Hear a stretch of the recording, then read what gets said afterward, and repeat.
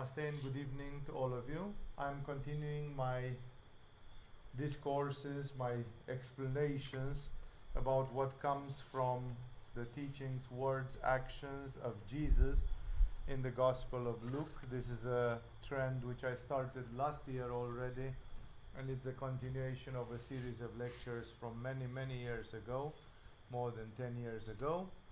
And I'm in the middle of it. It's probably the 20th satsang in this series. I'm somewhere in the chapter 6 of the Gospel of Luke, and I just finished reading a sort of a simplified version of the blessings in one of the Gospels, and I'm not a theologian, don't ask me in each one. You can just see, and these things are common knowledge on the internet. In one of the Gospels, Jesus is listed as mentioning 9 blessings. Blessed are those who do this, blessed are those who do that. And it's a very classical list in which basically Jesus, in a certain way, he establishes the values of Christianity. He establishes the values of himself. He says it's good when it's like this, and the opposite of it is negative. So Jesus is definitely establishing values. He says this is great and this is not so good. In the Gospel of Luke, as I can see here, Luke also mentioned that one day Jesus was on a mountain, the famous Sermon on the Mount, and there on the mountain he spoke something like this. And he mentions the blessings, but the blessings which he mentions here, there are 4 or 5. As we know, the 4 Gospels are the version of the same event, but written by 4 different people or more at different times in history. For example, Luke was not even there when these things happened. He was learning it from people who have been there or who have heard about it. And that's why, of course, the rendering of the story differs. I'll not insist much. I'll just remind to you that Jesus is putting things upside down. He's saying, blessed when you are poor or poor in spirit. Blessed are you when you are hungry. Blessed are you when you weep. Blessed are you when men hate you and they talk bad about you. All the bad things which people are running from, Jesus says that's great when it's happening to you. It's a good sign, you are going in a good place, which shows exactly this nature of the spiritual world. I quoted in the last satsang that people went to Athanasius, a great Egyptian Christian ascetic, and they told him, Athanasius, the whole world is against you. And he simply said, give them my greetings, tell them that I am also against them. Like, I think that they live in a sinful, rotten, dirty, dark world, and that all of them will go to hell. And therefore, I don't like them and I don't like their world, and if they don't like me, this doesn't deter me from doing what I'm doing, because I think I'm doing the right thing, and I'm thinking that all of them are just swimming in the wrong direction. So, it's this thing, it's this spirit very strong of Jesus to put the spiritual world like swimming against the stream. Everybody is going downhill and the spiritual heroes are swimming uphill where it's arduous and difficult. And he ended with the last one, which is so appropriate to what many people experience today in Agama, when he says, blessed are you when men hate you, when they exclude you and insult you and reject your name as evil because of the Son of Man. In general, because of spirituality, of course, he is equivalent with the light. He says, I am the truth, the way, and the path. I am the spirituality, and therefore when he says that people revile you for the Son of Man, which is himself, it means for the spiritual path. And he concludes by saying, rejoice in that day and leap for joy, because great is your reward in heaven.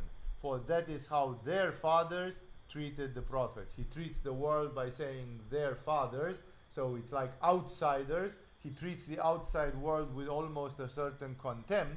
Of course, he loves the world because he crucified himself for the world, but at the same time, he speaks like he definitely doesn't say they are in my team. It's us and them very clearly for Jesus, and he says, for that is how their fathers treated the prophets. He said it's not the first time. With me, with Jesus, is an extreme case which will make noise in the whole history for thousands of years after I'll pass on this planet. Like, this is an extreme case, but it's not the first case by far.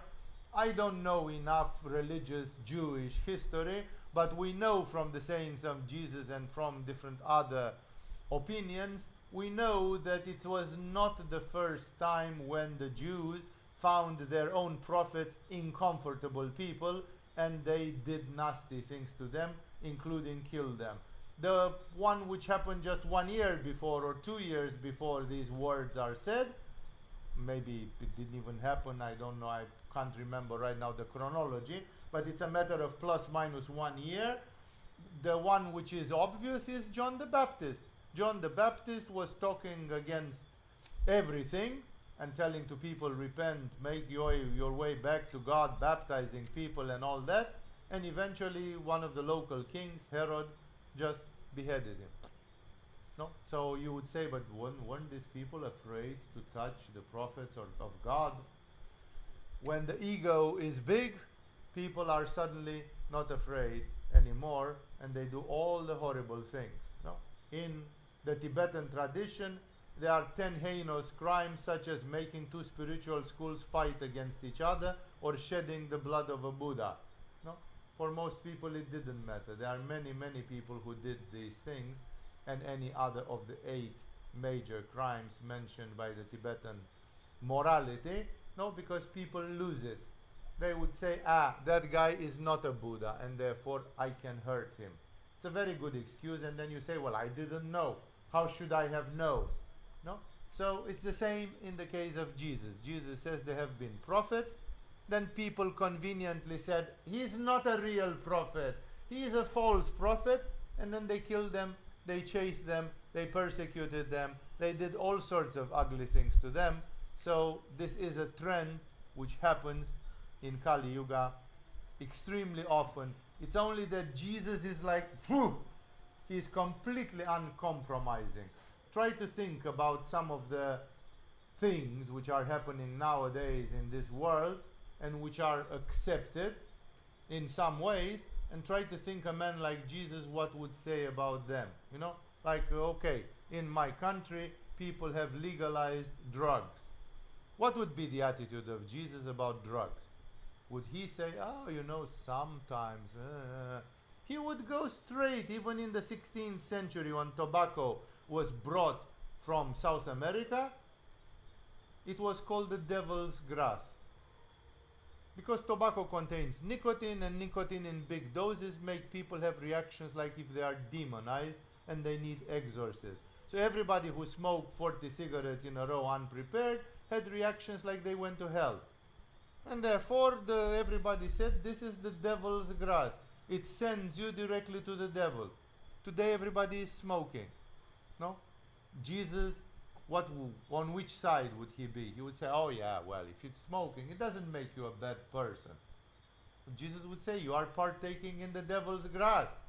You know, he would be having a big mouth and very vocal to it. I don't mention a million other things where Jesus would object. No, every bank is charging you interest on the loan. If you loan 10,000 from a bank, you have to give back 15,000 to the bank. But that was forbidden according to Jewish law, Christian law, later Muslim law. It's being practiced shamelessly all the time in all the Western countries like it's normal business practice. Jesus would take the stick and just ruin the banks, like he did in the temple with the ones who were selling pigeons and lambs and all that. So that's why I say Jesus is the ultimate exponent, because he's going full Monty. And he simply does not agree with any compromise. He doesn't make compromises. And that's why, of course, that they killed John the Baptist after John the Baptist preached for 10 years. Well, with Jesus it didn't take 10 years, it took 3, and they killed him badly, really badly. So of course you're going to say, well, but still beheading is another way of dying than dying agonizingly on a cross. So I'm just telling you all this to understand that Jesus is a sort of, he says, if people are against you, rejoice, leap for joy, because God will reward you in heaven, for that is how their fathers treated the prophets. Jesus is like very provocative, exactly as Muhammad, the prophet of God. He was provocative, and he said it doesn't matter if people like you, it doesn't matter if the laws of people fit with the Quran which I gave to you, the laws of God take prevalence, and that's the end of it. And then Jesus turns it around, which from a logical standpoint is a big thing, because in mathematics, if you say a truth, you say this is true, and then people would say, I don't know if you have any concept of mathematics, there is a concept which says the reciprocal, which means the opposite, put it the reciprocal way, logically, is also valid. It's not always valid. In not all the mathematical theorems, the reciprocal is also true. And therefore here, Jesus says, and the opposite is also true. Which means, he said, blessed are you who are poor or poor in spirit or whatever. I explained in the previous satsangs how many meanings it has to be poor, or to be hungry, or to shed tears when you weep. No, because it can mean spiritual practice, and it can mean fasting, and it can also mean social circumstances where you are in the wrong or in the bad place, in the unpleasant place. But also, now after he said, blessed are you when this is happening, and he mentioned all the things which apparently are negative, now he turns it around. This turning around is very important, because when the negative has not been said, you can say, and also when it's negative, it's not a big problem, because it can also work in the negative way as well. And just Jesus didn't tell the whole truth. But Jesus is like in another statement of him, who says, he who is not with me is against me. Like Jesus says, don't lie to yourselves forever that there is a sort of neutrality. That's just a lie which the devil has put in your head to believe, to say, well, I'm not with Jesus, but I'm not against him. Jesus says, if you are not with me, you are against me. There is no neutrality, because in this universe there is no repose. The only repose is the absolute consciousness of God, and we are all in a perpetual motion, like that Greek philosopher which said, pantare, everything flows, everything moves, or the one who said, this is a world of change, change, change. Everything changes all the time. The electrons cannot stop spinning around the protons, around the nucleus of the atoms. They always move. We are doomed to eternal movement. So if you don't move up, you move down. It's as simple as that. It's just an illusion that you are not. For example, the famous trick which was used by 19th, 20th century French philosophers who are trying to create a pseudo form of atheism. And they simply, like even existentialists like Jean-Paul Sartre and others, they reached to these things. They said, I don't believe in God, and I don't believe in the devil. I am not with God, and I am not with the devil. But with what are you? With man. This is called humanism. Humanism is Satanism. Because if you are not with God, you are against God. This is a fake position created by the demonic forces to tell you, no, in this life I don't pay attention to this thing with God. I'm taking a break from evolution, and I'm not with God, I'm not climbing the mountain, but I'm not going to hell as well. That's what you believe. Good luck. In 100 years, tell me the results of your stupidity, if you are still around to be able to communicate the results of that stupidity. Because Jesus says you are moving all the time. And if you are not moving up, you are moving down. It's as simple as that. So if you are not with me, you are against me. So he says if you are not blessed with those, then you are screwed. And he calls it, in the language of this edition of the Bible, it is said, woe, he the famous Bible formula, woe to you, which means shame to you, blame on you, shit on you, because you are going to really taste something bitter. So he turns the blessings and he says, but woe to you who are rich, for you have already received your comfort. Here, it's a thing like this. People, first of all, there are some conscientious people. Maybe your parents were the nagging type who did that. People who are more stoic, more Spartan, more hard-working. And they said, first work, then play. People have to first work, and then they can have fun.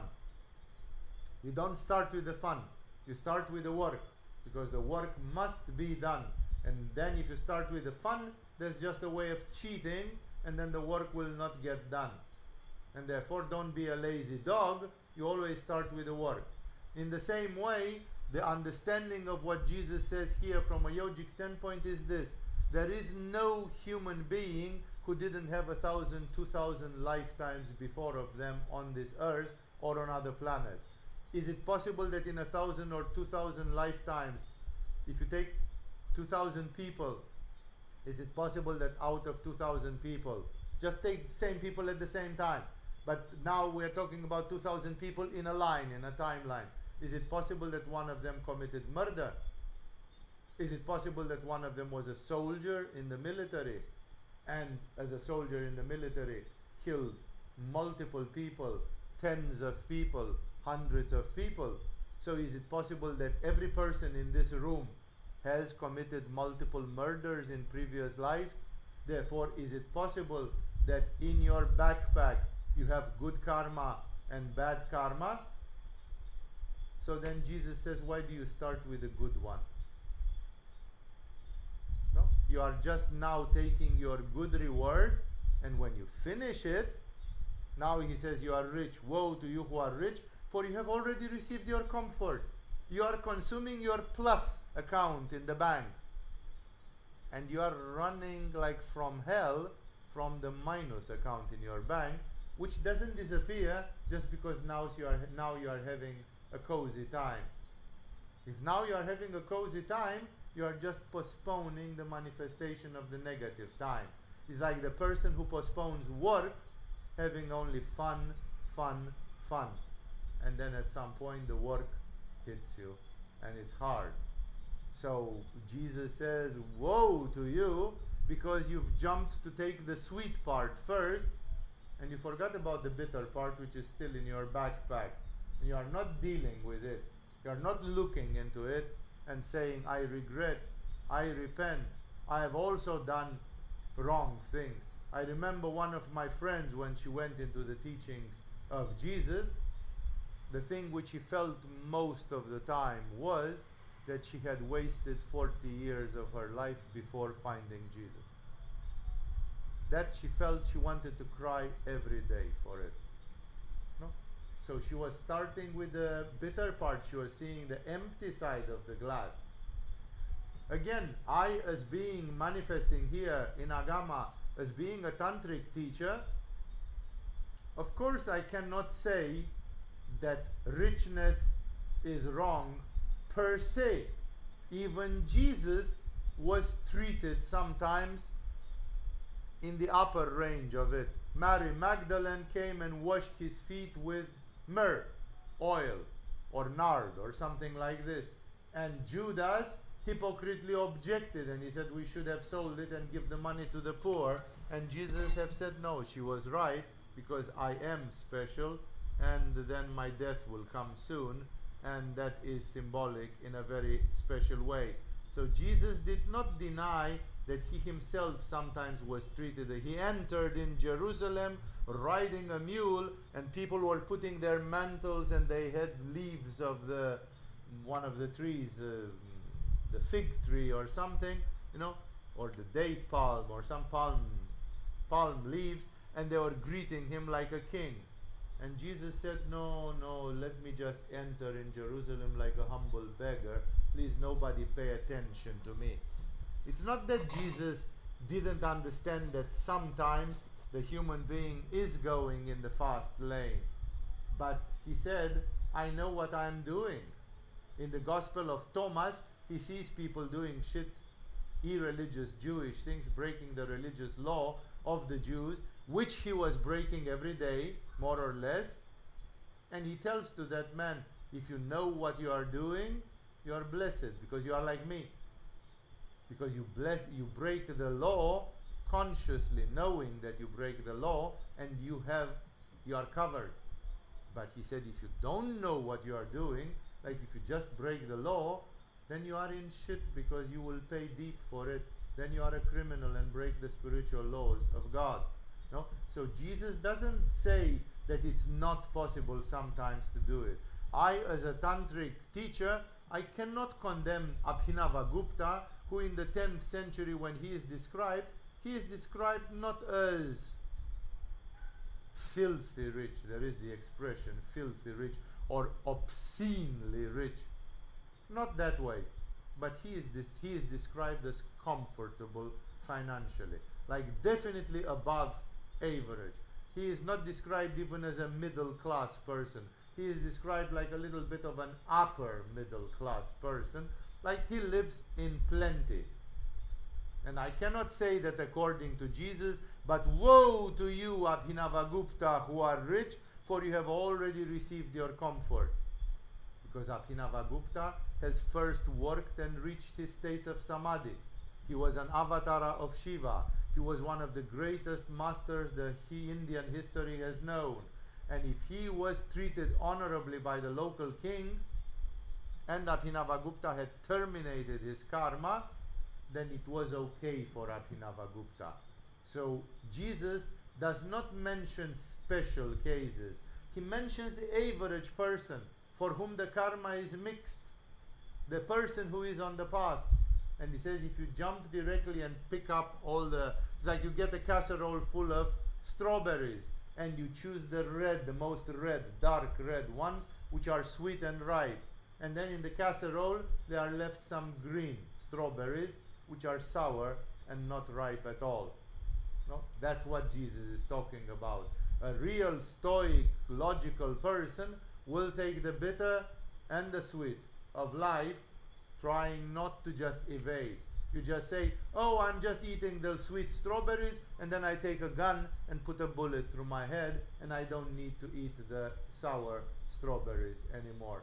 That's not the way life is, and that's why here Jesus says it's a very defective way. He says, woe to you, because you are like a greedy dog, and you go and eat the good stuff, and then you will have only the bad stuff. Life, when it has some good stuff and some bad stuff, it is tolerable at least. But if you are sucking all the good stuff quickly, then the bitter stuff will be left in the end. And then you are going to ask me, why is my life so bitter? Because you selected at the right time the wrong thing. And that's why it's not, Jesus speaks a couple of times against richness, and so does Ramakrishna, because they consider that normal people cannot deal with it, and they are going to lose their compass and take very wrong decisions. But it was not like this in the case of Abhinavagupta. Even Swami Shivananda in the 20th century, and even Padre Pio and others, they were part of karma yogic projects. They were part of projects where a lot of money were flowing through it. None of them, neither Abhinavagupta nor Shivananda nor Padre Pio, none of them became spoiled And you cannot say, woe to you, Shivananda, that you spend time building a university of yoga and a printing press of yoga. Yeah, he had resources, people trusted him, they gave him the money, he did the thing, and this was okay spiritually. So here Jesus speaks again to the understanding of the average person who is just animalistically and blindly trying to avoid whatever displeasure life can bring to them. He says that's not the way. Sometimes he says, blessed are you who are poor, for then your life is more simple, you can focus on certain things. Woe to you who are well fed now, for you will go hungry. A lot of things are there, it's like, again, Jesus says many things at the same time, because woe to you who are rich, it means how did you make your first million? No, in the business world, and especially in the upstart countries, people are always asking this, but it's even in England and America, when people become rich, if somebody becomes rich, people, usually a journalist, will be naughty enough to say, how did you make your first million? Because the first million, at least the value of the dollar 30 years ago and more, first million was more difficult to make. Because after you have a million, then you can invest and make another million and another million. Once you have money, money attracts money, and you can make more money with money. But the first million, when you didn't have the money, that was difficult. And history shows very simple thing, that sometimes to make the first million, people lied, cheated, broke the law, did serious crimes and other things, until they got the first million. Exactly like the Godfather, Don Corleone. First he was a mafioso for 20 years, then he became a respectable billionaire or multi-millionaire, because now he had lawyers and investors who were investing his money in charities, schools, this, that, and he was appearing clean. But he was basically a murderer in the beginning, and all the money which started that thing was blood money. So Jesus, when he says, woe to you who are rich, for you have already received your comfort, it's also containing the question, how did you make your first million? Like, you are rich, but how did you, on how many dead bodies did you have to step to get there? Because for everybody who gets rich, there is somebody who gets poor. I don't know if you know this paradigm about money. I think it was David Icke who was quoting it in one of his books, where he showed why this system of interest can never work, why the usury that the banks are practicing is a criminal thing, as it was said in all the religions, and all the intelligent people have seen it. And he says, in this world where they print money like toilet paper, you don't see it anymore, because it's international, exports, imports, investments, this, that, loans, debts, and all sorts of things, and you miss the point. But he said, let's take the example of a small village on an island, like there is a small village on an island, and somebody comes and says, what, you have no money? How primitive you are, I will teach you money. Money is supposed to be level of development in the history of a society. Once you have money, the trade and everything moves much faster, and then the society starts moving much faster. So this guy takes a piece of leather, and out of leather he makes coins, 200 coins, 2,000 coins. And then he says, whoever can take 10, 20, 50, whatever you feel, but I also have to live. You guys are in the village, you all have land, property, and so on. I am a visitor. I also have to make a living. I hope it, and I give you this great idea of money, and therefore I deserve something for it. So he said, for every 10 coins which I give you, in the end of 1 year you'll give me 11 back. I'm loaning them to you with a 10% interest per year, and that interest will be my money. It will be my income for it. So they do. People being naive and not understanding anything about this, they take. One takes 10, one takes 20, and so on. So he gives 2,000 coins. And of course he expects 2,200.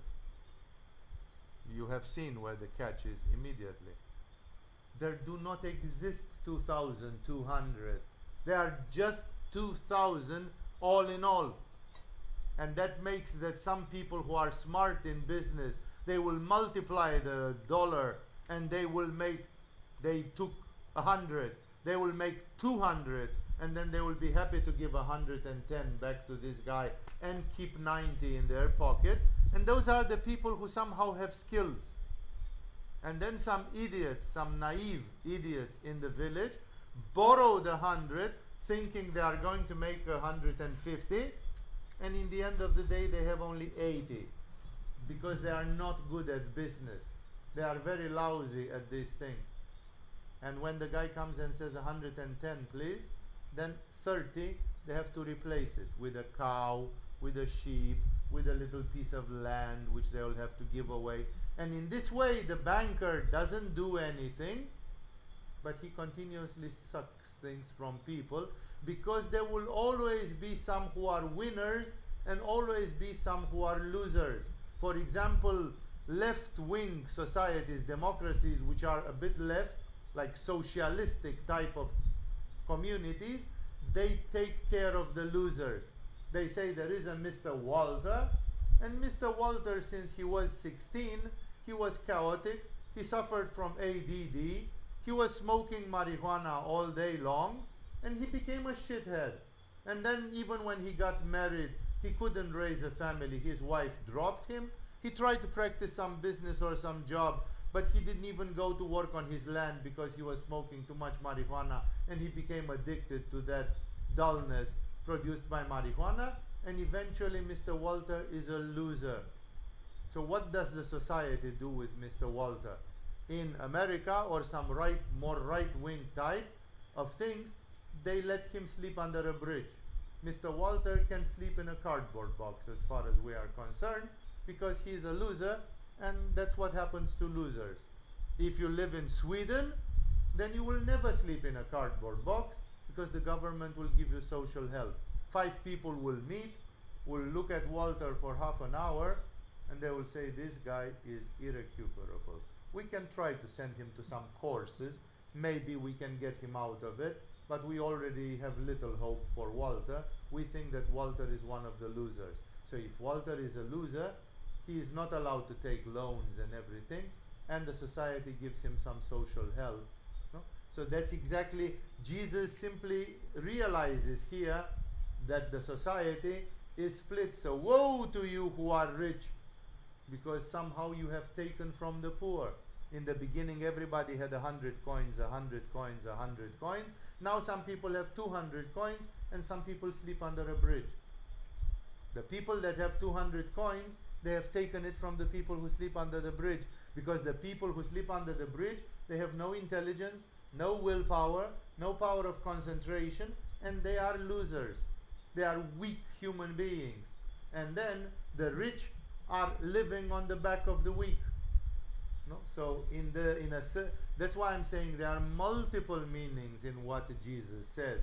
He can speak about the karma, but he can speak about some social issues, but he can speak about other things, because then we have seen that, and Jesus mentions it, that people who are rich are very, very seldom willing to do great spiritual efforts, great efforts of any kind. Anybody who likes soccer, European football, knows it. 30 years ago, 40 years ago, when you have a football player like Pelé, maybe Pelé was having like $50,000, which was considered like, wow, Pelé, the greatest football player in the world. Today, if you are like Ronaldo or Beckham or something, you have tens of millions of dollars at least, if not hundreds. Then when you go on the ground, would you risk that somebody comes like this and breaks your knees in the middle of a football match? No. So it's a known thing. Modern football has become a lot of a caricature, because modern football players are all of them super rich, and they don't want to risk their ass. And all the time, if somebody pushes them with a finger, they roll on the floor and they accuse they have been. It's a nightmare. All these people who are arbitering matches all the judges, they know that because all these people, Ronaldo and Ronaldinho and Messi and all, they are all prima donnas. Pele was playing honest football 50 years ago because he was not too rich. He was a bit okay financially, and then he played football with his heart for the football. But these people who do it now, they get into big money immediately, and then they don't care about the football anymore. And they are ready to make a lot of things. Now there are lots of cases with some of them who cheated on their taxes and did all sorts of other things simply because they become spoiled. So in a certain way, Jesus is also saying, woe to you who are rich, because you become spoiled. And then if you have to stay the whole night and meditate, a poor person, a beggar on the street, will stay the whole night and meditate. A rich person will say, no, I cannot. My back is hurting too much. Hey, fuck your back. Sit up and meditate the whole night, you know. There is no more Spartan spirit in the people. So there are several meanings. Again, Jesus cannot have something against richness in itself. In the Hindu tradition, the 4 pillars of happiness, one of them is artha, which means prosperity. So the Hindu tradition, which generated so many mystics, so much detachment, so much asceticism, so much ascetic things, the Hindu culture says, well, there is no problem with artha. Everybody, to be happy in life, can have prosperity. Prosperity is not the problem. The problem is that you get modified in your brain by prosperity, and then suddenly you're not mucking in. And thus, I can tell you a lot of it, but it's obvious. So Jesus doesn't say, blessed you who are poor, for yours is the kingdom of God, and says, but also, woe to you who are rich, for you have already received your comfort. In other places, Jesus practices the same thing. He says, if you want to be paid cheap, immediately, you are making the wrong choice. He says, you are fasting somewhere. I don't know if in the Gospel of Luke, but in other Gospels for sure. And he says, you are fasting. And then you go on the street and you look like a ghost. And people ask you, Walter, what's the matter? And then you go like, I'm fasting today. People say, are you fasting the whole day? You say, yes. People say, man, you are so spiritual. I don't know if I can fast. I don't know if I can give so much to God. It's really a lot, you know. You are really something. Jesus says that's all you will get from that fasting, because you get praise from people, and praise from people is the payment for your fasting.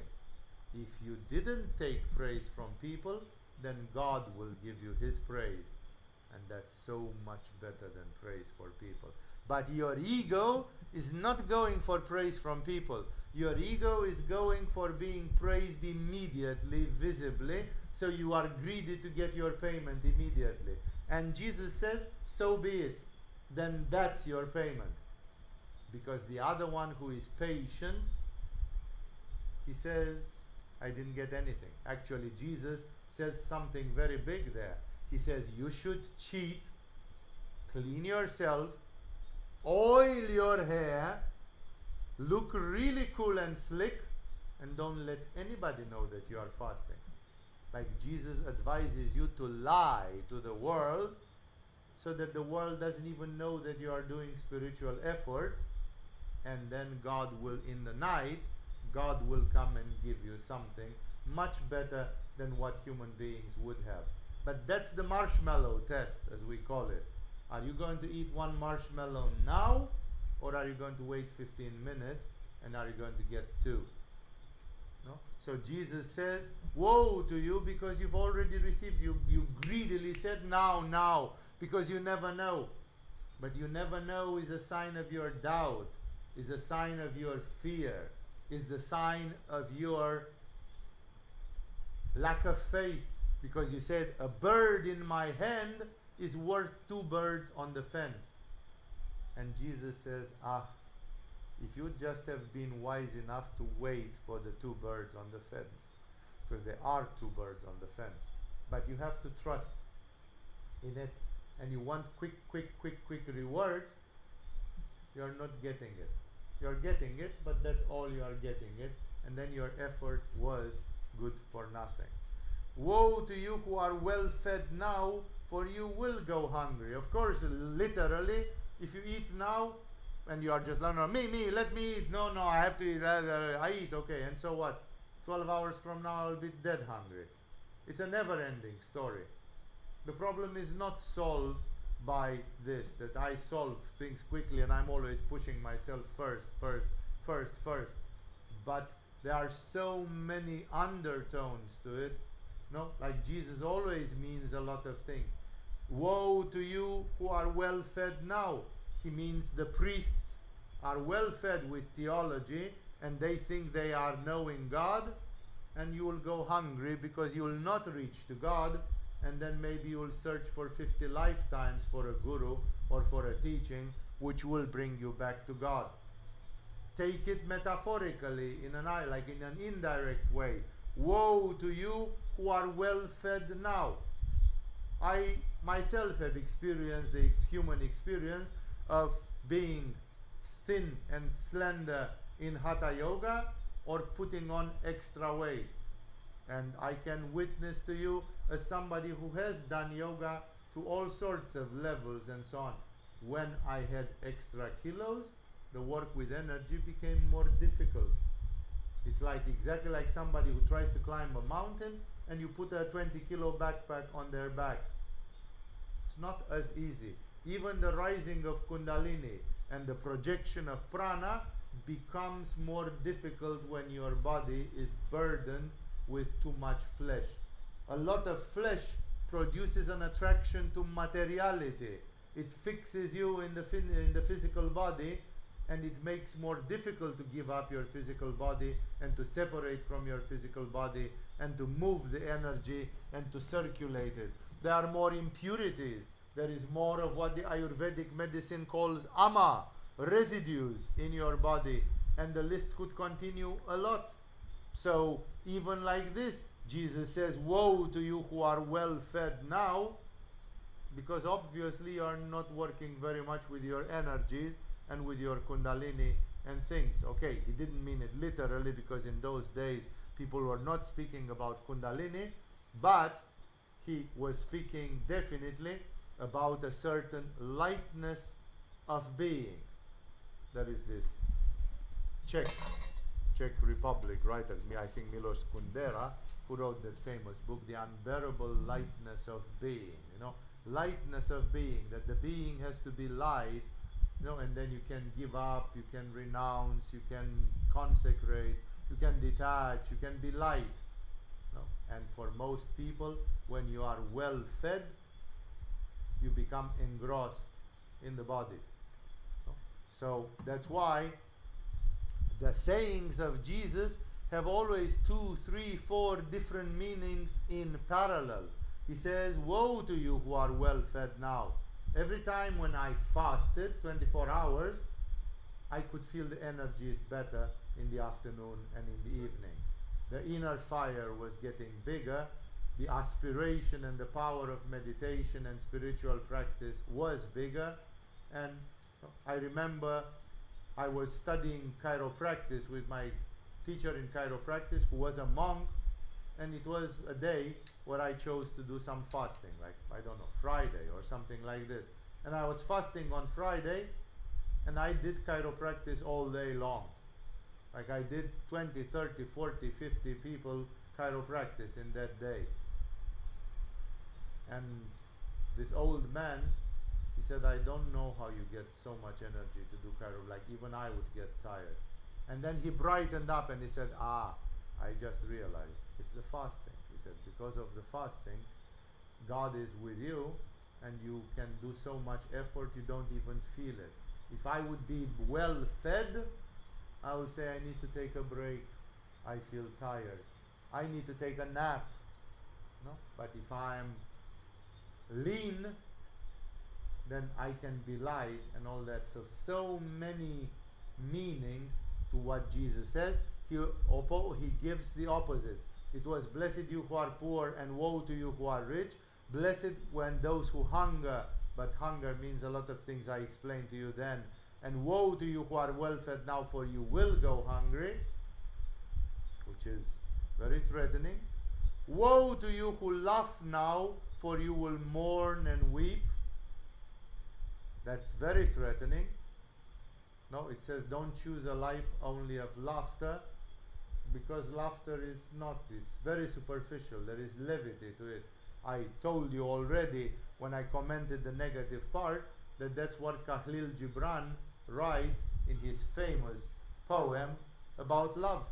He says love is with laughter and love is with tears. And if you take only the laughter part of love, then you are going to know only 50% of love, and you will never know the 100% dimension of love.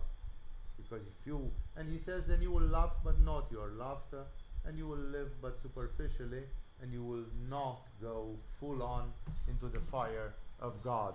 And thus, here same Jesus is expressing this fire of existence, this fire of the divine consciousness, that this world is made of hills and valleys. You cannot avoid the valleys. You cannot be only on hills. Even when you want to move to one hill to another hill, in between them there is a valley. Valleys are inevitable parts of the human life. And that's why he says, woe to you who laugh now, for you will mourn and weep. Sounds like he's a very cruel prophet. And again, Jesus was also having a very formidable existence. There is a description of Jesus made by a name which I forgot, one of the three descriptions which exist in history of Jesus, and this one is controversial. Like some skeptical people say that it could have been created by the Christian church as a sort of an artifact, as a sort of a fake. It's not really 100% demonstrable that that guy wrote it exactly in this way, and so on. Others, there are a couple of others which are written by Roman historians who say we have trouble with a new sect here in Rome because apparently there was this Jewish guy in Palestine and he did this and he was that. So indirectly they write about him. But otherwise, there is one which describes him and describes that he had chestnut hair and blue eyes and all those things. And one of the things which are said about him impressed me a lot when I was young. Impressed me a lot because I was on a tantric path and I was living my life in another way.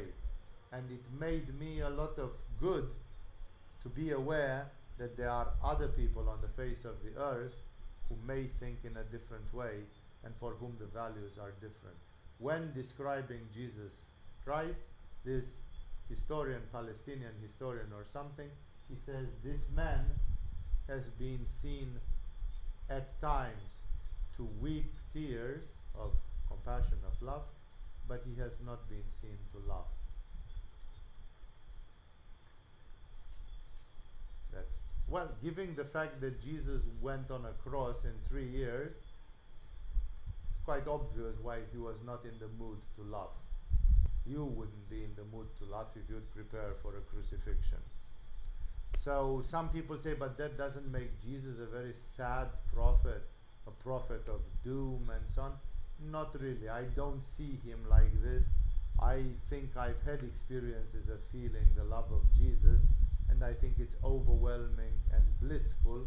So it's not like Jesus is alien or against happiness, but he's considering often that people are stopping in very superficial satisfactions and they are not going, because he says you already received your comfort. If you are well fed, you will go hungry, and those of you who laugh now, you will mourn and weep.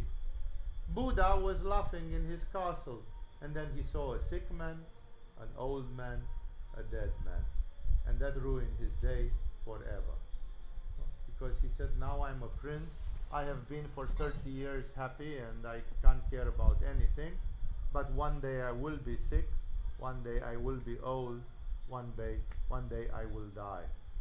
And then I'm not going to laugh. It's even if you laugh now, when you are going to be very sick, you will not laugh. When you are going to be old and dying, probably you won't laugh, most probably you won't, and people around you will not. And thus, Jesus is right. Human existence does contain suffering. Maybe Buddha expressed it in a very pessimistic way, like looking at the empty side of the glass and saying there is suffering, there is pain, life is made of pain, and so on. And even if you think, yeah, but there is some joy, yeah, there is some joy, but then it will pass. It will pass, and good old pain is coming back. And thus, Jesus here shows whatever you are relying on, that you are wealthy, it will go away. That you are fed, it will go away. That you are laughing now, one day you will mourn and weep. And then he says, the opposite of the last one, of the fourth one, woe to you when well men speak well of you, for that is how their fathers treated the false prophets. There is always this tradition of the false prophets, which are exactly the people that tell you what you want to hear. Oh, is there a tantra for I don't know what, transsexuals and something? No, there isn't. Well, out there are many people who teach it, because they are false prophets. They teach what people want to hear. And when I am saying there is not much tantra for homosexuals, for example, not because I hate them or somebody hates them. There does not exist a tradition. Abhinavagupta did not write how to do tantra if you are homosexual. He didn't, simply. Nobody did. I cannot go and punish them and pull their ear and say, naughty boys, why didn't you write about this?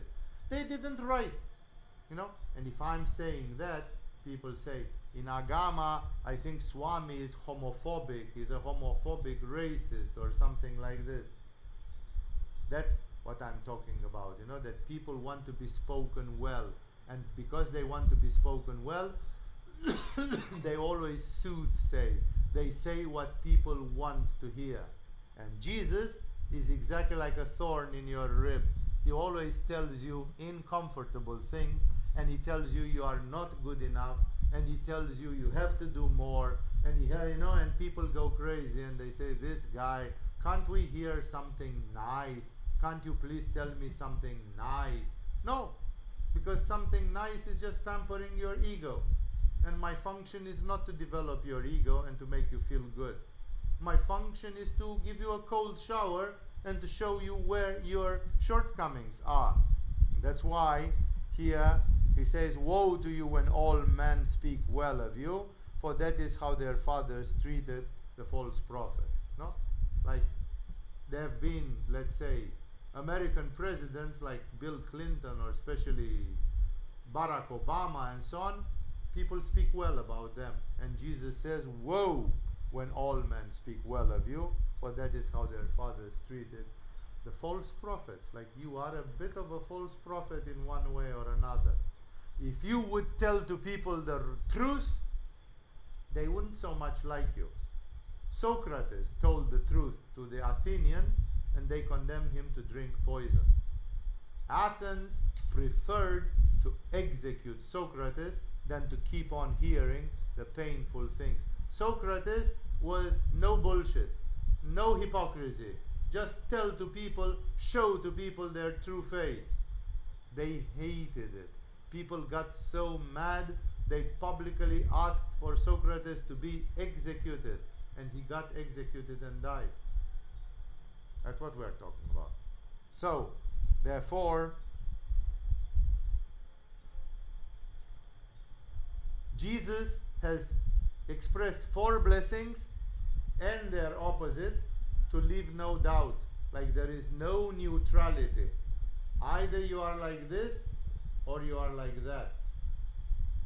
So, choose. He doesn't allow any ambiguity. Like you say, you know, blessed are you who are poor, for yours is the kingdom of God. But that doesn't mean that it's bad if you are rich. Well, he says, woe to you who are rich, for you have already received your comfort. Like, you know, he turns it, he continues. That's what makes Jesus uncompromising. He just splashes it as hard as it takes. And then he continues. It's the same sermon, but it goes not in the blessings or woes, the opposite. He goes with other points that he wishes to express. He says, but I tell you who hear me, love your enemies, do good to those who hate you, bless those who curse you, pray for those who mistreat you. This is the most difficult part of Christianity. To develop your anahata chakra to the level where you can do this is almost impossible for the common mortal. There is no society today which has accepted that. Even if Mahatma Gandhi said, if you strike me, I will turn the other cheek, the Indian government did not follow that injunction and does not follow it. If a Pakistani shoots a bullet to India, India shoots 10 bullets to Pakistan. It's an eye for an eye, and sometimes it's 10 eyes for one eye, if possible. It's Manipura, Manipura, Manipura, Manipura. Sometimes people who are total weaklings, they don't exact revenge, but it's not because they are virtuous, it's because they are total impotence, total incapable. But those who are capable, they always go a tooth for a tooth and an eye for an eye, or more. They say, if you kill one of our people, then we are going to kill 100 of your people. No, like with interest, with major interest. This expression, what Jesus says here and in the next lines, is expressing the full psychology of anahata chakra. If somebody has a big, overwhelmingly big anahata chakra, they will generally go in this direction. Love your enemies. Do good to those who hate you. Again, not all the spiritual people are into this. For example, in martial arts in Japan, there is the story, a classical Zen story, where they studied martial arts, and he asked the teacher, if we are Buddhist monks and we cultivate compassion, we're never going to kill anybody, are we? And it's like, then why do we learn self-defense? Why do we practice martial arts all day long? No? And the teacher said, you don't understand yet, keep practicing and so on. And one day, the story is a bit longer, I'll make it short. One day, the teacher leaves him chopping wood. And he says, stay here and chop all this pile of wood, like 8 hours of chopping wood, and so on, I'll be back. And apparently the teacher knew that there was a gang of thieves, a gang of robbers who were attacking villages and killing people and so on. And those robbers see one young man chopping wood, and they jump to rob him. And this guy was very well trained, but also in a very good state of spirit, and he had an axe in his hand. So when the teacher comes, there are about 20 people dead around, and the pupil is still quietly chopping wood. And he's asking him, what happened? And he said, I don't know. One moment I was chopping wood, then there was this turmoil, and then I continued chopping the wood. Like he didn't even react to the fact that he killed 20 people. He just did it like the arm of God, like cleaning the society. And then he continued chopping wood. Like he was not proud. He didn't say, see what I did? These bad people attacked. He was like completely karma yoga, like Arjuna, like detached and with consecration. So in Japan, they don't do this. It's not Jesus. It's Zen Buddhist. It's Dogen. It's whatever, Bodhidharma and others. No? But in Christianity, Jesus wanted this. Did he achieve it?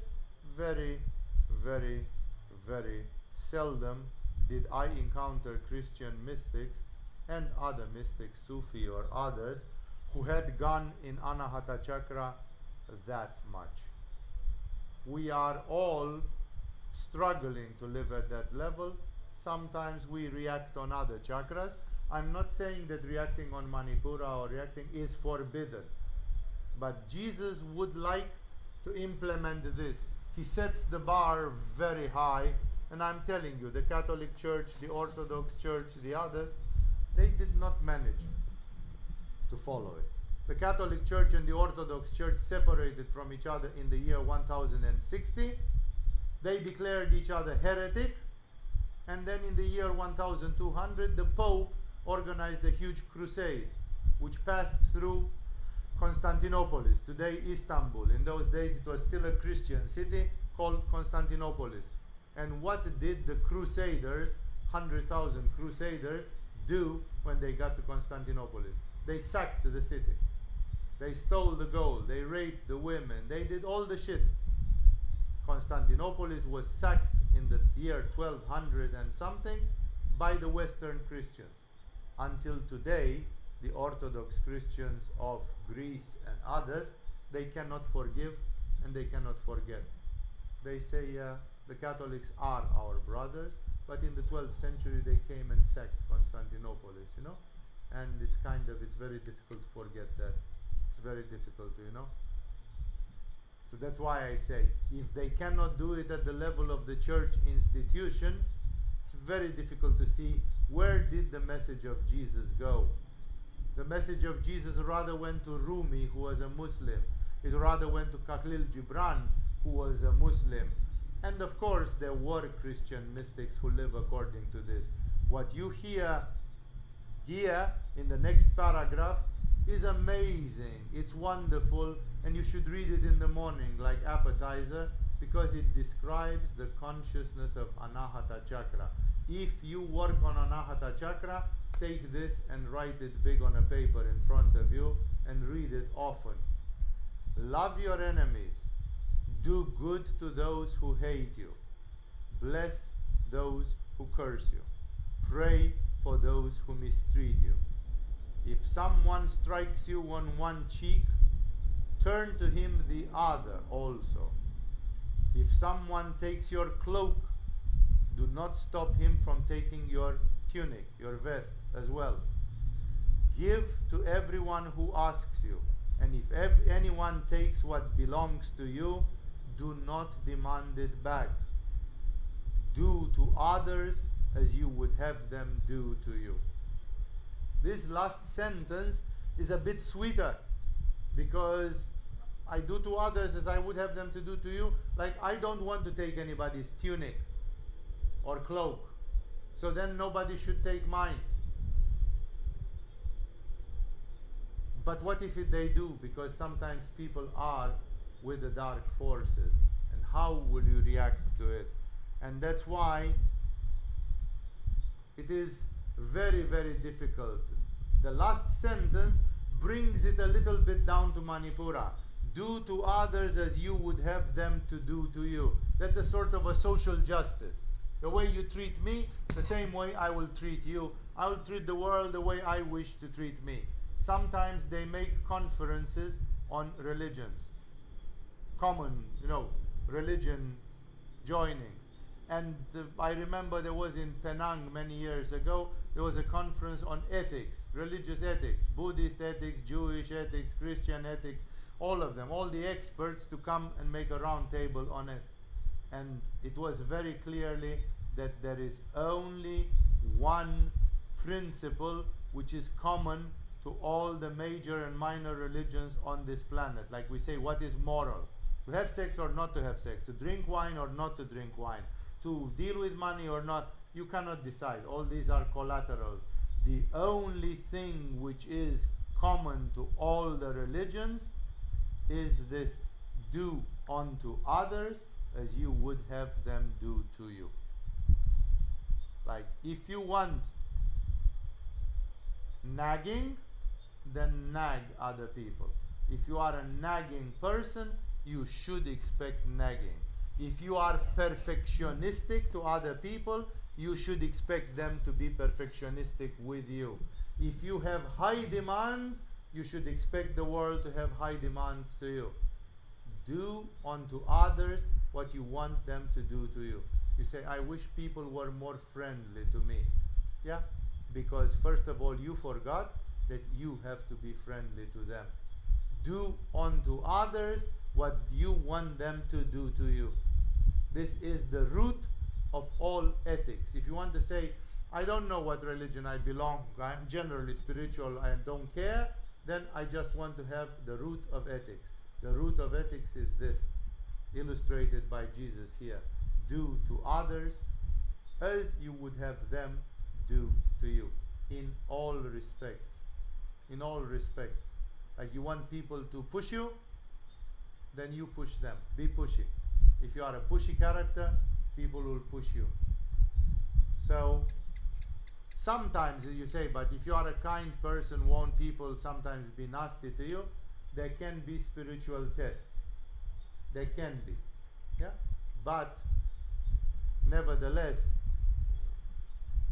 and then he makes more demonstrations on the same theme, but it is anahata.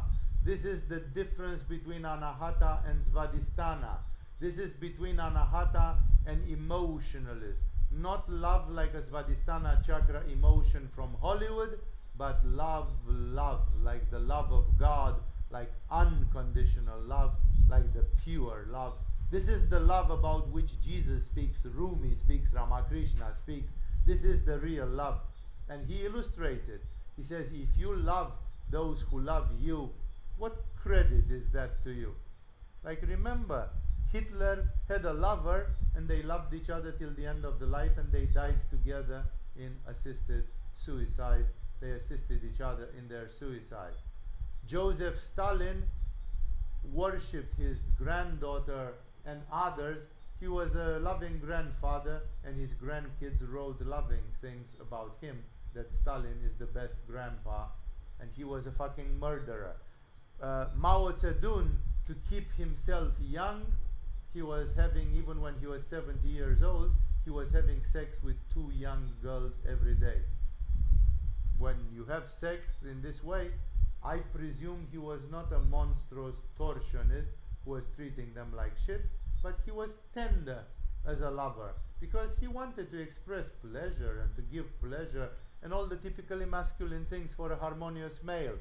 So Mao Zedong, Stalin, Hitler, and others like them, they were capable of loving, but they loved people who gave them pleasure and fun. And Jesus is logical. He says, if you love those who love you, what credit is that to you? And he says, even the sinners love those who love them. It's very easy to love those who love you when they behave nice to you. That some people who are psychologically tormented and they are traumatized and they are very neurotic and they cannot love even people who openly love them, that's a problem, especially of the modern world. I guess 2,000 years ago people were a bit more healthy psychologically, and not so many people were twisted and neurotic. Maybe even in that time there had been children who were sexually abused or who went through very, very traumatic events, and they found themselves mature and incapable of love even in normal conditions, like sharing love when somebody else is loving you. It's possible. Jesus does not go into that detail, doesn't split the hair to that detail. But he says even sinners, and it is in here in one of the translations of the Bible, he says tax collectors. The tax collectors were some very, very hated people in the Jewish community, because they were separating the Jewish people from their dear money, and thus people hated the tax collectors, especially because the money was going to the Roman Empire. And he said even tax collectors love those who love them. So it's like you are not better than any person in this world, including people who can be very shitty. If you step on their toes, they can be very shitty. And when you treat them lovingly, they treat you back lovingly. What's the big value in that? He said this is nothing, it's just normal. Like a dog, if you play with it, it wags its tail and it's happy. No? But what if it attacks you, or if you attack it? So he says, and if you do good to those who are good to you, What credit is that to you? Funny. In my life I met many people who thought that because they did good to somebody who was in family with them and friends and so on, they were great people and they were very good. Jesus says this is a rock bottom. Don't flatter yourself that you are doing anything specially good. You are like a friendly dog that has received a biscuit, There is no wonder the dog is friendly if you gave it a biscuit. That doesn't prove anything. And thus, he says, even sinners, here in this Bible edition, sinners is put in commas, sinners like tax collectors or something, do that.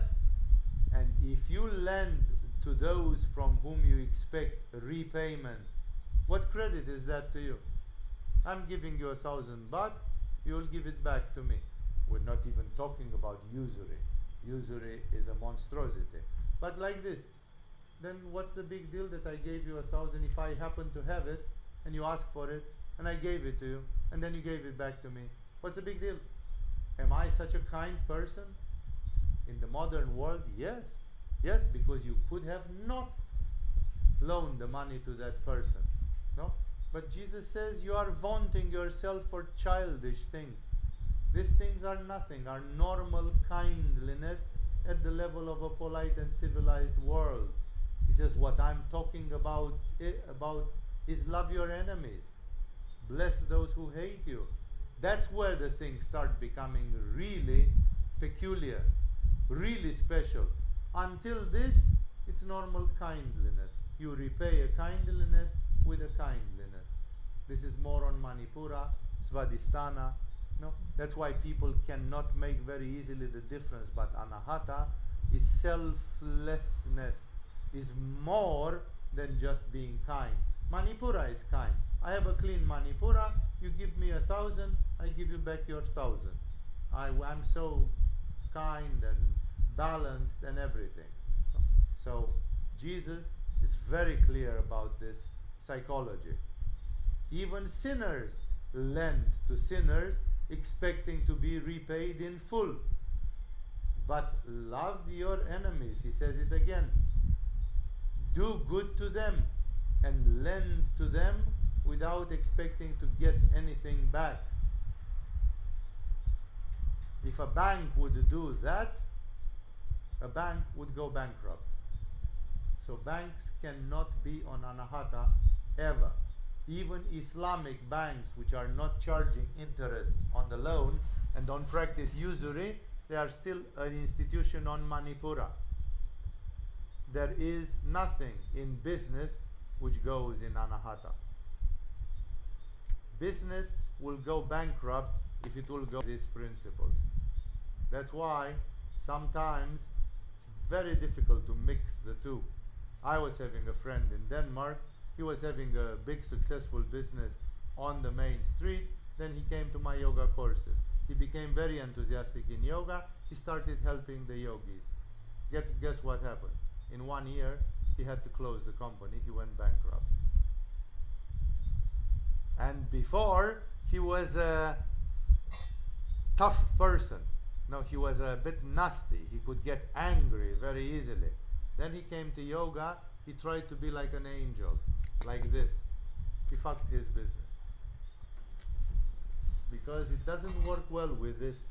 When you look at Jesus says, it's like lend to them without love your enemies, do good to them, and lend to them without expecting to get anything back. That's the end of business.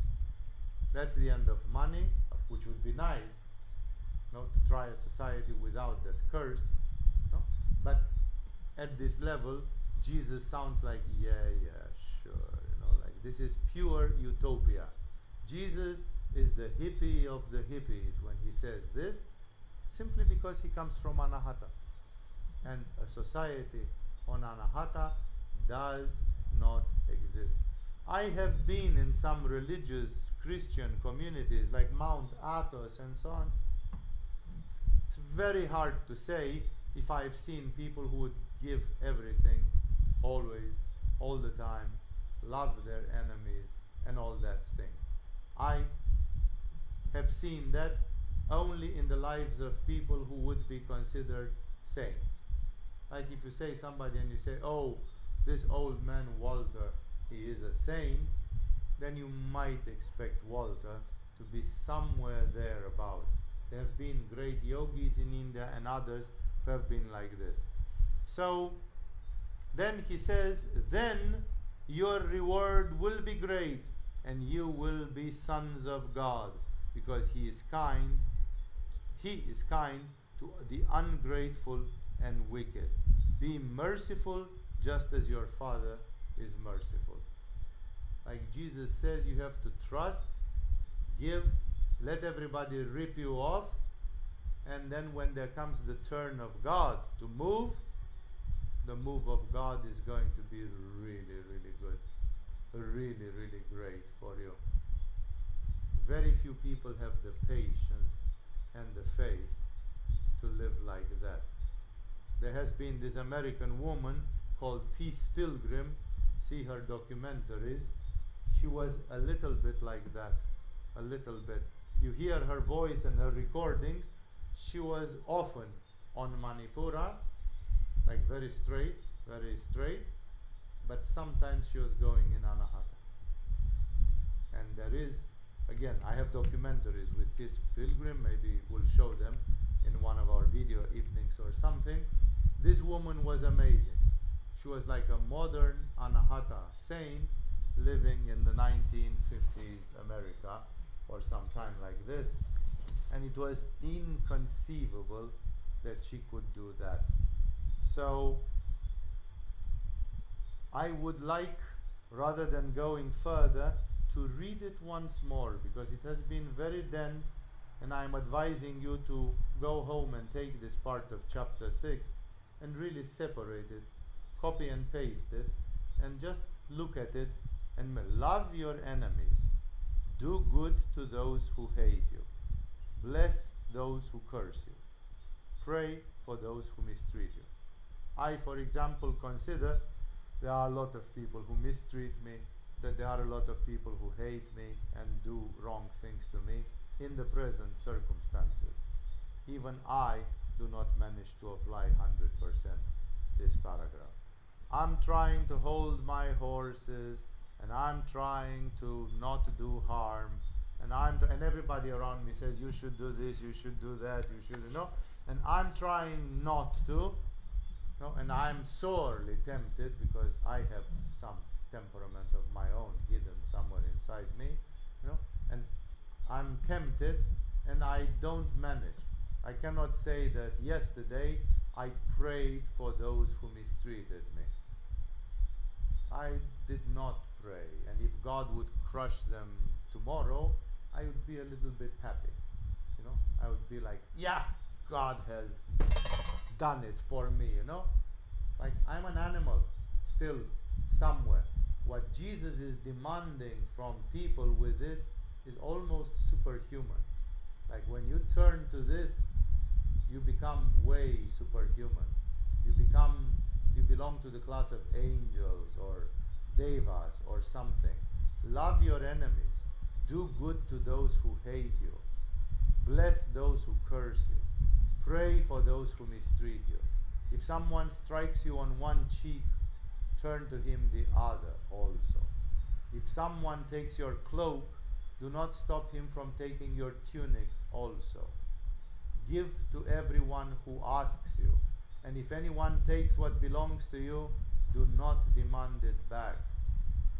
Do to others as you would have them do to you. But hey, I don't want others to do the same to me. Like I will not go and take things from people and not give them back. So here, this last sentence is a little bit different. It's a bit returning to this Manipuristic sense of justice of the Jewish culture. At least do that. Do to others as you would have them do to you. But before that, he was a raving lunatic. Like the number of people who can live like that, I've known people who tried hard and succeeded to a large extent. It's very seldom. Very seldom. That's why we tell to people, there is almost no anahata left in the Western world. When I will see a village or a monastery in the Western world where people behave like this, I will start believing that there is some anahata in the Western world. But if you see Russian movies like Ostrov and Monkey Bez and others like The Monk and the Demon, you will see this behavior in Russian movies. Because in the Orthodox Church of Russia, people try to live out these things. People really try to live out these things. When you go to Martin Luther or some other Zwingli and Calvin, when you go at Christianity processed by German minds or Switzerland minds, you don't find anything like this. Those people may repeat the words of Jesus, but the society and the way in which they live is completely not like this. If the world would be like this, there would be so much forgiveness, so much tolerance. Even if you are the idiot of the idiots, and even if you are neurotic and disturbed and traumatized, and from time to time you step on people's toes, destroy people's objects, lose people's money, do this, do that, and then you would say, oops, I'm sorry, I guess I'm an idiot. No? And people would love you and say it's nothing, everything is coming from God, we love you, and so what a world this would be. I would, I don't know what I would give to find such a community or to be able to create such a community. No? Even in the yoga school, we do not have and we did not have such a community. No?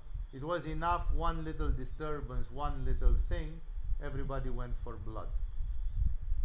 There is no unconditional love. There is no nothing like this. That's why I'm saying, do to others as you would have them do to you is the Manipura version of it. But before, love your enemies, do good to those who hate you. This is paradise. This is paradise. And I don't know if we are going to see it on the face of this earth in Kali Yuga. In this time of history, I don't know if we'll see it.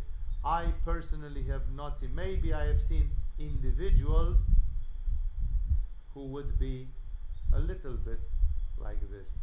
Like my teacher who taught me chiropractic, he was a very fiery man, had one of the strongest Manipuras I've seen in my life, and he was trying to be like this.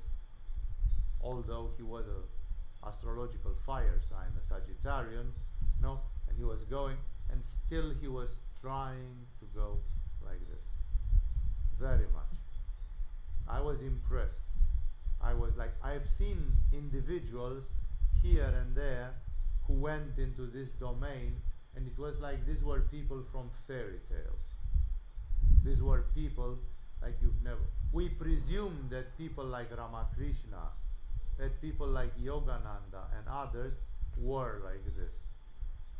This is illustrating a perfect activation of Anahata chakra and a perfect predominance of Anahata chakra. It's, again, today we read it and it's like utopia. If you love those who love you, what credit is that to you? Even the sinners love those who love them. And if you do good to those who are good to you, what credit is that to you? Even sinners do that. And if you lend to those from whom you expect repayment, what credit is that to you? Even sinners lend to sinners, expecting to be repaid in full. But, and again he starts with Anahata, love your enemies, do good to them, and lend to them without expecting to get anything back.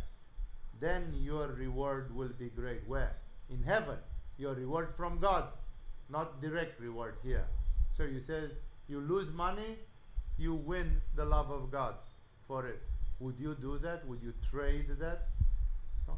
So then your reward will be great and you will be sons of God. He is the Son of God, because he is kind to the ungrateful and wicked. Be merciful, just as your Father is merciful. This is super beautiful. This is the position, the description of the consciousness of Anahata Chakra. In the end, he brings God in, which means there is also some relationship to Sahasrara, because he says God has a reason, a divine reason, not a human reason, to be merciful. He says you would be like God, because even God is kind to the ungrateful and wicked. Somebody is a murderer. He lives in prison. He lives in hell. And suddenly in the middle of that hell, he has a joyful day. Like in the Shawshank Redemption, where long-term prisoners, they were happy for a book, they were happy for a flower, they were happy for a picture, they were happy for a joke that they shared together, Like God is merciful. Even to a multiple murderer, it's not crushing, crushing, crushing, crushing. There is a mercy. When God sees a soul in hell, that soul is still a son of God. That soul is somebody who did great mistakes. That soul is somebody that has accumulated very bad karma and has to pay for that karma. But it doesn't mean that God doesn't love that one, and from time to time throws a bone like you thrown to a dog, Even a dog receives some mercy from time to time, And even Jesus says, even the ungrateful and wicked get some mercy. They get some mercy. So he says, be merciful as your Father is merciful. People say there is justice. Justice shall be done. But justice is not the only thing that God is. And justice is a value on Manipura. The Jewish culture understood justice very well. But Jesus says, try to rise even above justice. Because above justice, there is mercifulness. The mercifulness of love. And sometimes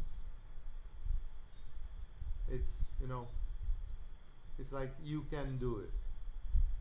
Hannah was reminding me recently of an episode which of course I remembered. It was somewhere in my memories, and she brought it up with some guy in some Christian Orthodox church. He was not very well received there because he was practicing yoga and tantra and all sorts of other things considered not very Christian. And according to the most fundamentalistic part of that religion, if you are not a practicing Christian, you cannot get communion. That's a huge difference. Like in Catholic churches, most of the time, you can go and get communion. And they can't even check if you are Orthodox. But in an Orthodox church, the priest, if he doesn't know you, and if you haven't done the confession and everything, you will never receive communion freely like this. Communion is conditioned by some things. So this guy probably never had communion, or at least for a long, long time. I don't know if I ever had communion. Probably as a child when they baptized me, they gave me the communion. But for the rest, I don't think so. So like this guy was cut from the communion. And then he did a good gesture and he baptized somebody who was not Christian and so on. And then in the end, the priest was an old priest, a very remarkable priest, who was also a Sagittarius and had a big Manipura, but also was trying very much to go in his Anahata, and he succeeded very often. Then suddenly he gave the communion to this newly baptized person, because they are fresh, there's nothing to require from them. And then he looked at this guy who was the godfather, and suddenly it popped up in his mind, and then he took a part of the communion and gave it to him. Even the guy couldn't believe his eyes. He said, you know what, no, because he wanted to say, I'm not playing by your rules, I'm not part of the church, I'm not, so you might want to reconsider. And just the priest just shoved it in his mouth and he said, yeah, take it on my responsibility, Like he wanted, for him this was anahata. Like I will give you the body of Christ even if you are the last sinner in the world, because God is sometimes merciful. It's not only about the rules and regulations, there must be mercy as well. This mercifulness is the mark of Anahata Chakra, and meditate deeply on it, because Jesus is almost asking for an impossible world. And again, I have been around in spirituality. I have been in Buddhist monasteries, I have been in Israeli places of worship, I have been with Christians, I have been in Sufi dargahs, I have been pretty much everywhere, in Indian ashrams, you name it. Of course, not in every single religion or something, but I've been places. I have not yet encountered one which was fully like this, like to the letter, 100% this. I met now and then individuals who are almost perfectly like this, almost, and I have met communities which were striving, and they may have been a bit close, but not like this, not like this. I have not seen a single ashram. Again, I want to believe that Ramakrishna Paramahamsa was like this, and others. But very seldom you'll encounter that, because here Jesus places the stakes extremely high. He simply says, when you die, this is where you have to reach. If you reach this, then you go directly to God. You have graduated. Your soul is saved. If you said, but it was too difficult for me, I couldn't really. Of course, God will have mercy on your weakness. At least apologize profusely, and at least I hope you have some experience which can say, but look, at least I have tried. I have tried. And I am just a fallible human being, you know. Sometimes I didn't quite succeed. I know I botched it sometimes, and so, but I tried. I tried. And then God will say, okay, you did 80%, 20% is grace, forgiveness, mercy. It works. But at least there has to be some goodwill, some attempt, some serious movement in that direction. This paragraph is very beautiful because it illustrates exactly this consciousness of Anahata Chakra with a connection to God, with a connection to Sahasrara. And I wish to all of you that you will taste the sweetness of this state. I wish to you that you will strive to reach some of this state, and I wish, may you be blessed to actually reach this state of consciousness, and in this way become one with God, because Jesus says, be merciful because God himself is merciful. But the Jews say, but God is righteous and just. Yes, God on Manipura. And that's a very dangerous and terrible God. But God in Anahata is this unconditional love. Like you are as you are. You ate some shit. They put vaccines and antibiotica in you. You have been traumatized by your parents and school and society. And because of this, you didn't grow up like a vertical tree. You grew up a little bit like this. You are twisted a little bit. And because you are twisted, you are not always a son of God. You are not always a child of God. No? So, of course, God is merciful.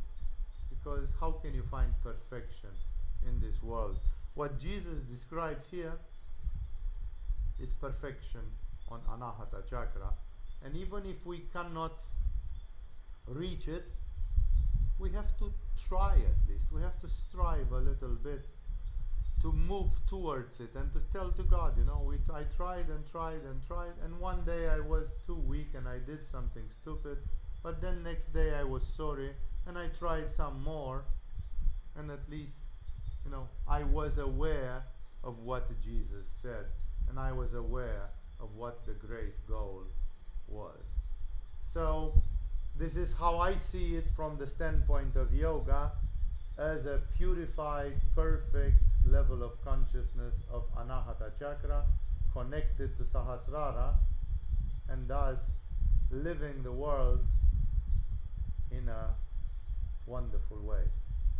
In a wonderful way. Remember, in Japan, even in the samurai Japan, where people try to be very correct, very accurate, die, be selfless, but all of it on Manipura, in medieval Japan, there existed just one punishment for all crimes. Theft, rape, arson, whatever you did, there was just one punishment: death. Punishment by death. Like the Japanese were a simple people, you fucked it up, we kill you. It's as simple as that. That is Manipura, that's the justice of Manipura, a peculiar form of it. But Anahata is a city in Tibet, it's a village in Tibet. Nobody know, again, I'm telling you, in Kali Yuga, where my life has happened, I haven't seen it. I have not seen it in any family, I have not seen it in any group, in any ashram, in any spiritual school. We all try to live it out, and we all can be imperfect about it, and that's where the whole thing is going. So I hope this was a beautiful illustration for you. I'll continue from here next week when we do the next satsang. Thank you all for having had patience, and take this beautiful part in your hearts and meditate. How much is it possible for you to rise to such levels of existence? With this, we have finished.